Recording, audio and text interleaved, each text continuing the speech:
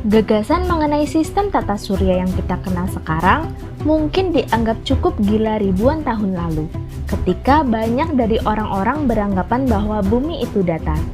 Tidak untuk saat ini, sebagaimana planet-planet lain yang kita ketahui, bumi juga memiliki bentuk yang serupa dengan mereka, yaitu bulat. Tetapi, tata surya tidak hanya berisi planet saja, tata surya lebih dari itu. Sistem tata surya merupakan sebuah sistem yang terdiri dari matahari, 8 buah planet, beberapa planet kerdil, komet, asteroid, dan benda-benda angkasa kecil yang lain. Matahari merupakan sebuah bintang sekaligus merupakan pusat dari tata surya, di mana anggota tata surya yang lain beredar mengelilinginya. Merkurius, Venus, Bumi, dan Mars merupakan planet terestrial, yang artinya planet-planet ini sebagian besar materialnya tersusun dalam bentuk bebatuan. Jadi, Merkurius, Venus, dan Mars kurang lebih memiliki struktur yang serupa dengan bumi kita, dan kita dapat menyentuh atau menginjak di permukaannya yang padat. Berbeda dengan Jupiter, Saturnus, Uranus, dan Neptunus yang sebagian besar tersusun dari gas, di mana kita akan tenggelam di dalamnya sebelum kita dapat menyentuh permukaan padatnya yang aneh. Planet-planet ini disebut Jovian atau planet-planet gas raksasa. Planet-planet ini memiliki keunikan yang membedakan diri dari planet yang lain.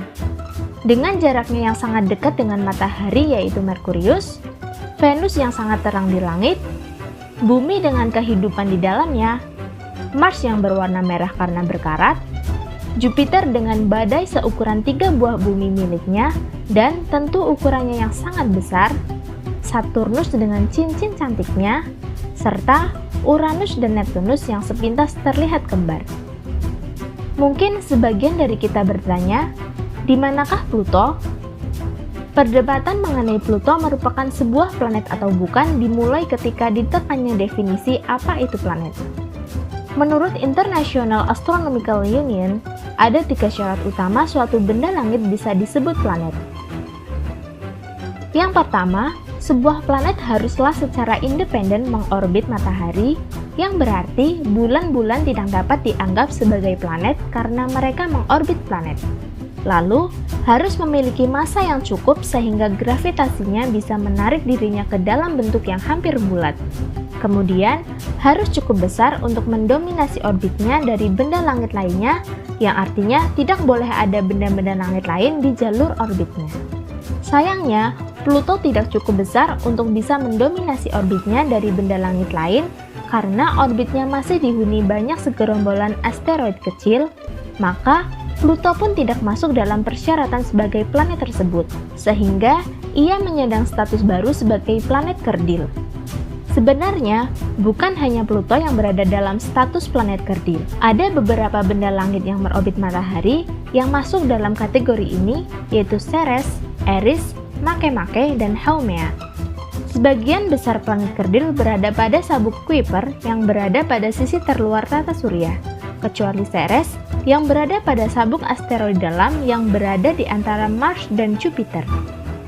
Ada 2 rumah bagi asteroid-asteroid yang kita kenal berada di tata surya, yaitu sabuk asteroid yang berada di antara Mars dan Jupiter, dan sabuk Kuiper di sisi luar Neptunus di mana Pluto berada.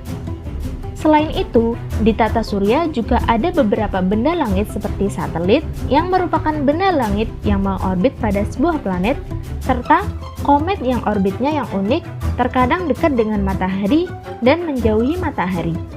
Komet merupakan benda langit yang sangat unik, yang seringkali ia akan tampak memiliki ekor yang panjang di langit.